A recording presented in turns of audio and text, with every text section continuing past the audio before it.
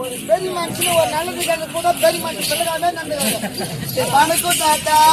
அடி போடி பார்த்தா யார பார்த்து தாத்தான்ற தாத்தா வேலைய பார்த்தாதான் தெரியும். பார்த்தவா? ஆமா. உன்னை பார்த்து என்ன சொல்றேன்? ஒரு அங்கிள் ஒரு டிங்கிள் ஒரு கூகுள் ஒரு டிங்கிள் தான்.